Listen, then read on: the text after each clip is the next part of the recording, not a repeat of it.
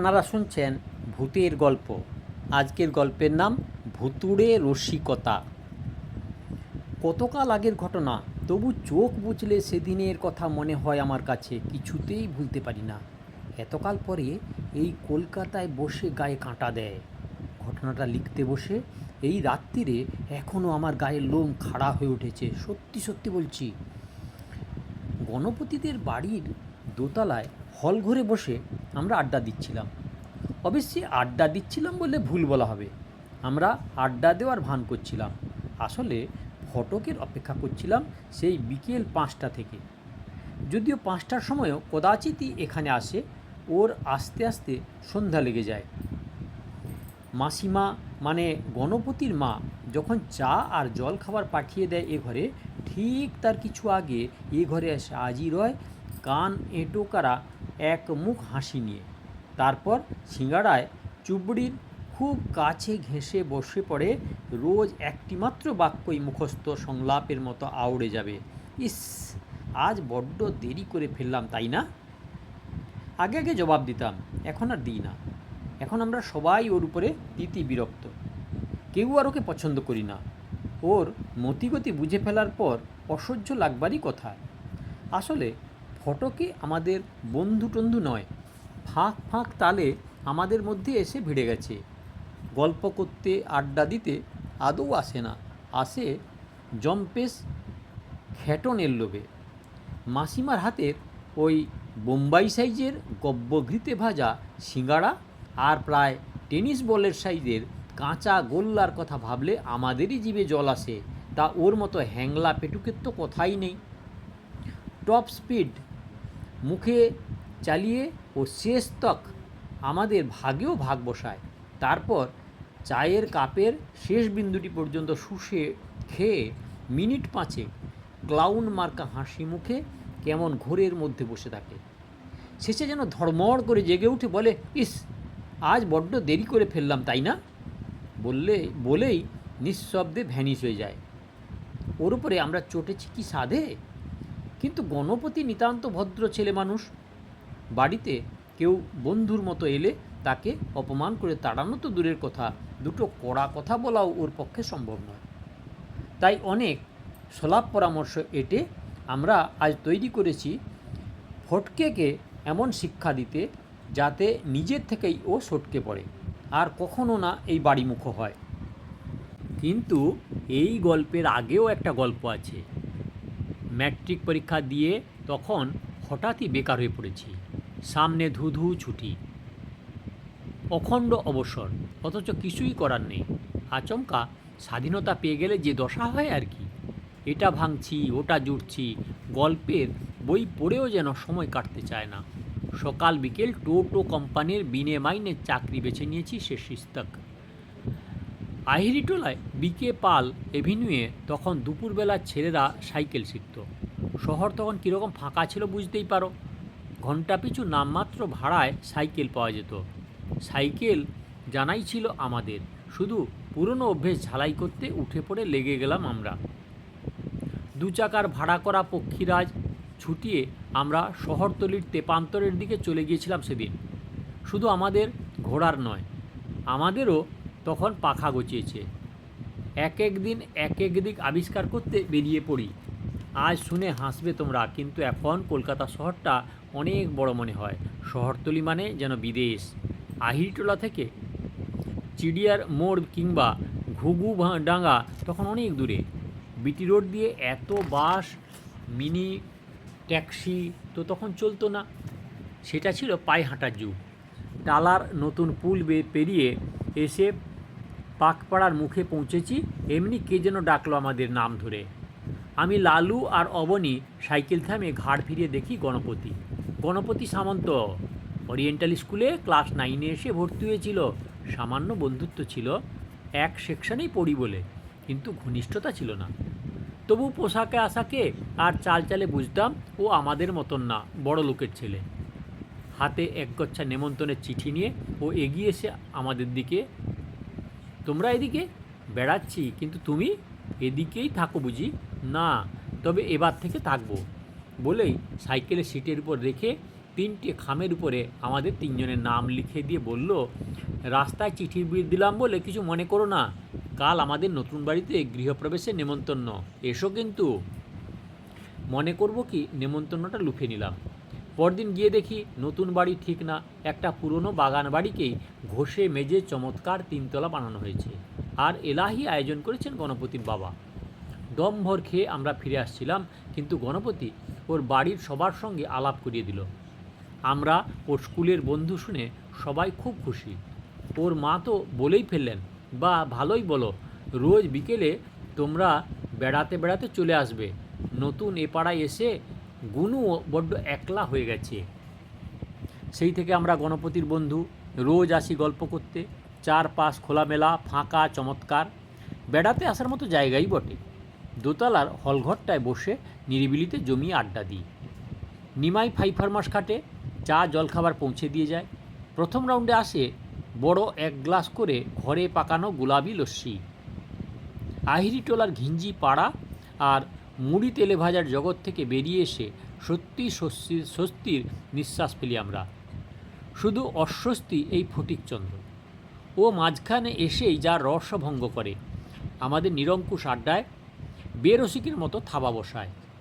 যেমন মোটা চেহারা তেমনি মোটা বুদ্ধি ছেলেটার, আর তেমন কিছু তো রুচি টুচিত করা ধুতি আর গিলে করা পাঞ্জাবি পরে, গায়ে একগাদা সেন্ট ঢেলে নেয়, ধেড়ে নিতবর সেজে হাজির হয়। এই বয়সে এই চেহারায় কেউ আড্ডা দিতে আসে ভাবাই যায় না। সিঁড়ির মুখে ওর জুতোর শব্দ পাওয়ার আগেই সেন্টের গন্ধ পাই। এসেই সরু মেয়েলি গলায় ওর মুখস্থ বয়ান ছুঁড়ে দেয় আমাদের দিকে। লালু বাঁকা গলায় আমার কানে কানে বলে, বাবু কালচার। শেষে থাকতে না পেরে একদিন বলেই ফেললাম গণপতিকে, তোমার বন্ধুটি ভাই কেমন যেন, কিছু মনে করো না। ফটিক সেইমাত্র 1 রাস সিঙ্গাড়া আর কাঁচা গোল্লায় পাঠিয়ে উঠে গেছে। গণপতি আমার কথায় চমকে উঠে বলল, কার কথা বলছো? ফটিকচন্দ্র। আমি গলায় ঝাঁঝ মিশিয়ে বলি, আড্ডাটাকে রোজ কেমন করে মাটি করে দেয়। এবার দ্বিতীয় দফা চমকাবার পালা গণপতির। বলল, সে কি, ও তোমাদের সঙ্গে আসে, আমি ভাবি তোমাদের বন্ধু। লালু বলল, না, আমরা কসমিন কালেও আগে ওকে দেখিনি। অবনী বলল, গৃহপ্রবেশের দিন প্রথম দেখেছি। যা আমার পাশে বসে 36খানা লুচি আর 25টা রসগোল্লা খেয়েছিল রাক্ষসের মতো। কিরে, ঠিক না? আমার দিকে সমর্থনের চোখে তাকালো অবনী। আমি বললাম, হ্যাঁ ভাই, ওর খাদ্য তালিকাটা ওই রসগোল্লা আর লুচিতেই ঠেকে থাকেনি সেদিন। আমি তো ভেবেছিলাম বেটা সেই রাত্রিরেই কলেরা হয়ে মরবে।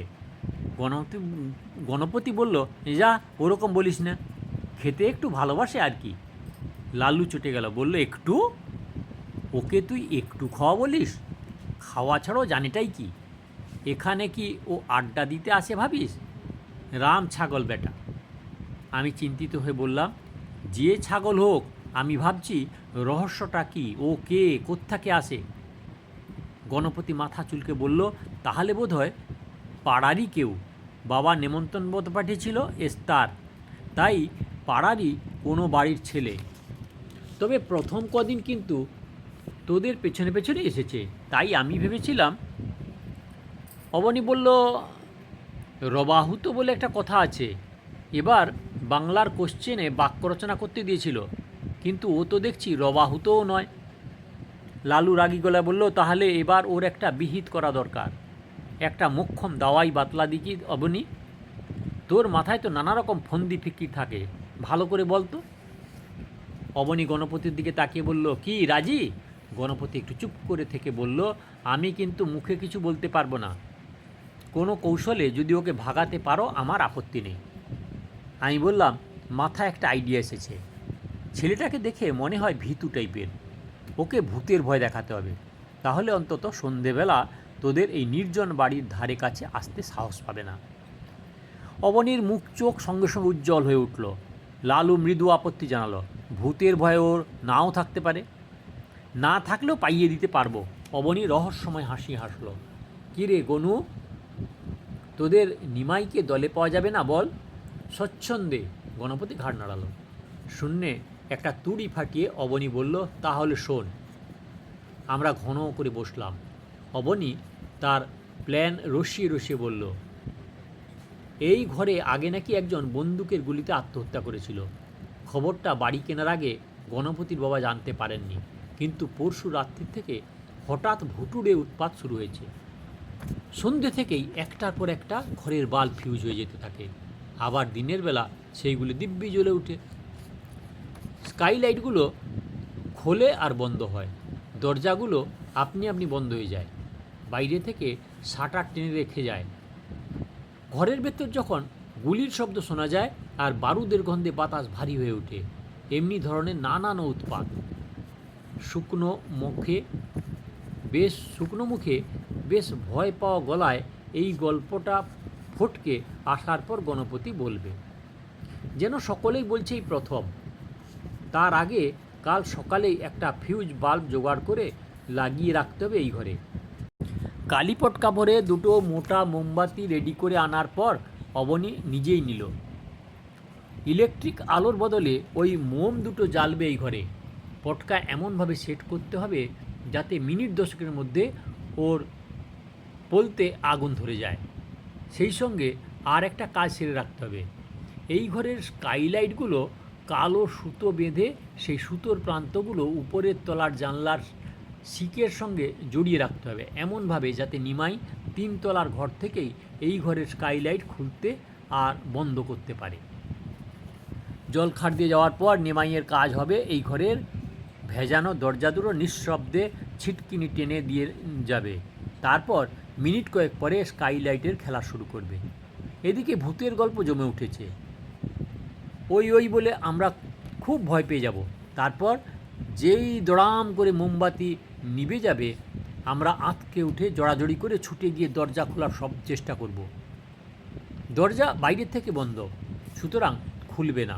আলু অন্ধকারের মধ্যে কুকুর কান্নার ডাক ডেকে আমাদের পিলে চমকে দেবে। বহুদিনের প্র্যাকটিস, ওই ডাকটা ও মোক্ষম ডাকতে পারে। তারপর দেখা যাবে মজাটা। পরের দিন যথারীতি আমরা আগে ভাগেই গণপতির বাড়িতে গিয়ে হাজির হলাম। সব ব্যবস্থা পাকা। আমরা 4 জন অপেক্ষা করে বসে আছি, কিন্তু ফটকে আসছে না। ধীরে ধীরে বিকাল মোড়ে সন্ধে হলো, বাইরে অন্ধকারও ধীরে ধীরে ঘন হলো। মাসিমার পাঠানো সিঙ্গাড়ার গামলা আর কাঁচা গোল্লার থালা নিয়ে নিমাই এসে গেল। অবনী অগত্যা মোম দুটি জ্বেলে দিল। তারপর নিমাইকে ইশারায় কাছে ডেকে কানে কানে বলল, তুই চলে যাস না, ধারে কাছেই থাকিস।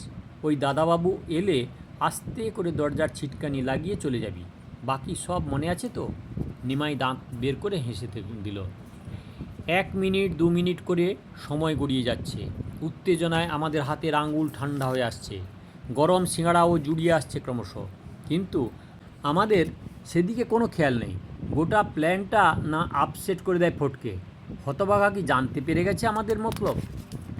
কিন্তু তাই বা কী করে হবে? দিন বুঝেই কি বেটা আজ কামাই করে বসলো?